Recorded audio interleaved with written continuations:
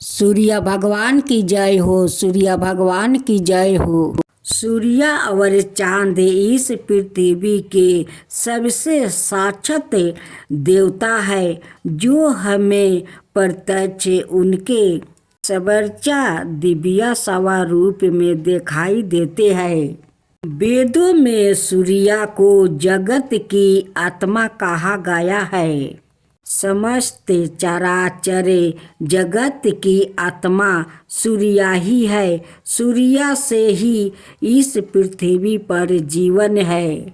वैदिक काल से ही भारत में सूर्योपासना का प्रचलन रहा। वेदों की रचनाओं में अनेक स्थानों पर सूर्य देव की स्तुति की गई है। पुराणों में सूर्य की उत्पत्ति प्रभाव, स्तुति मंत्र आदि विस्तार से मिलते हैं।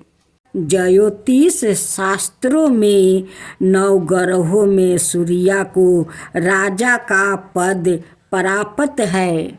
मार्कंड पुराण के अनुसार पहले यह संपूर्ण जगत प्रकाश रहित था। उस समय कमल योनि ब्रह्मा जी प्रकट हुए। उनके मुख से प्रथम शब्द निकला, जो सूर्य का तेज रूपी सूक्ष्म रूप था। तत्पश्चात ब्रह्मा जी के 4 मुखों से 4 वेद प्रकट हुए, जो तेज में एकाकार हो गए। यह वैदिक तेज ही अत्यात्म है, जो विश्व का अविनाशी कारण है।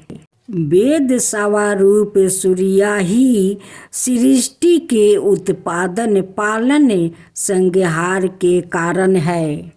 ब्रह्मा जी की प्रार्थना पर सूर्य ने अपने महातेज को समेट कर सर्वलोक तेज को ही धारण किया।